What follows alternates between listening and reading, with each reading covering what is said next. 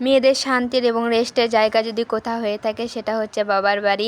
এই জন্য সংসার থেকে 4-5 দিনের ছুটি নিয়ে চলে যাচ্ছে বাবার বাড়িতে। আসসালামু আলাইকুম এভরিওয়ান, আশা করি আপনারা সবাই অনেক ভালো আছেন। আল্লাহর রহমতে আমরাও অনেক ভালো আছি। এই তো আমরা চলে এসেছি আমার বাবার বাড়িতে, যেখানে আসলে আমার অনেক শান্তি লাগে, আমার আত্মাটা ঠান্ডা হয়ে যায়। আমার মনে হয় শুধু আমার না, প্রত্যেকটি মেয়েরই এমন হয়, বাবার বাড়িতে আসলে অনেক শান্তি লাগে।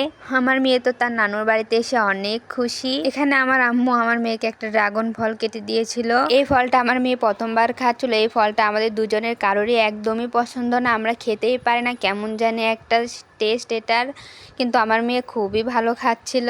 এই তো এখানে আমার আম্মু দুপুরে খাবারটা দিয়ে দিয়েছে, আমরা সবাই মিলে খেয়ে নিচ্ছিলাম। অনেকদিন পর মায়ের হাতে রান্না খাবো, মায়ের হাতে রান্নার কোনো তুলনাই হয় না। যে কয়টা দিন বাবার বাড়িতে থাকবো একদম আরাম আয়েসে কাটিয়ে দিব। এমনকি আমার মেয়েকেও ধরা লাগে না, ওকে খাওয়ানো, গোসল করানো, ঘুম পাড়ানো সব কিছু আমার আম্মু একা হাতেই করে। আমার আম্মু তো মাঝে মধ্যেই বলবে, তোমার মেয়েকে আমার কাছে রেখে যাও, ওকে আমি পেলে পুষে বড় করে তোমাদেরকে দিয়ে দেবো, তখন এসে নিয়ে যেও। আমার আম্মু আবেগের বশে এই কথাটা বলে ফেলে, কারণ আমার আম্মু আমার মেয়েকে অনেক ভালোবাসে।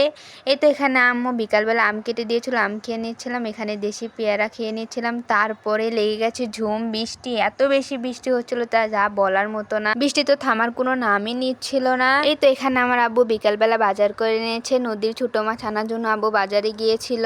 আমরা আসলে আমার আব্বু এই ছোটো মাছ কিনেই আনবে, কারণ এই ছোটো মাছটি আমরা বাসায় খেতে পারি না, আমি করতে পারি না, এই জন্য আপনার ভাইয়া কিনেও আনে না, এই জন্য আমাদের খাওয়া হয় না। যখন আমরা বাড়িতে আসি তখনই এই মাছটা খাওয়া হয়। আমার আম্মুর হাতে এই ছোটো মাছ পুরপুরি আমার কাছে অনেক ভালো লাগে, একদম অসাধারণ। এরকম রান্না আমি কেন জানি করতেই পারি না। এই তো বিকালবেলা একটু খাওয়া দাওয়া করে বের হয়েছিলাম পানি দেখার জন্য। আমাদের এখানে প্রচুর পরিমাণের বন্যা হয়ে গেছে, শুধু চারদিকে পানি আর পানি।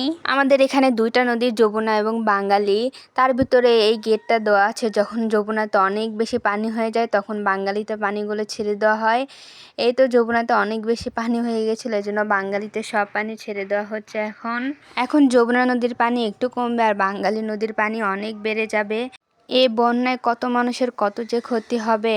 যেমন ধরেন আমার দাদুর বাড়ি একদম পানির নিচে ডুবে গেছে, দাদুরা আমাদের বাসায় এসে আছে। আমার দাদু দাদি আমাদের সেই পুরাতন ভিটাতেই থাকে, তাদেরকে অনেকবার বলা হয়েছে তোমরা এখানে চলে আসো, এরকম বন্যার পানির ভিতরে থাকতে হবে না, কিন্তু তারা ওই ভিটার মায়া ছাড়তেই পারে না। আমাদের ওখানে অনেক গাছগাছালি আছে, ওগুলো রেখে তারা আসতেই চায় না। তারা একই কথা বারবার বলবে, এগুলো রেখে কেমনে যায়, এগুলো রেখে গেলে ওখানে আমি মনটাই টেকাতে পারবো না, থাকতেই পারবো না। যাই হোক, আমার এই ভিডিওটা যদি আপনাদের কোথাও একটু হলেও ভালো লেগে থাকে, প্লিজ আমার পাশে থাকবেন, আমার ভিডিওতে একটা লাইক দিয়ে যাবেন। আজকের ভিডিওটা এ পর্যন্তই, দেখা হবে নতুন কোনো ভিডিওতে। সে পর্যন্ত আপনারা সবাই ভালো থাকবেন, সুস্থ থাকবেন। আল্লাহ হাফিজ, আসসালামু আলাইকুম।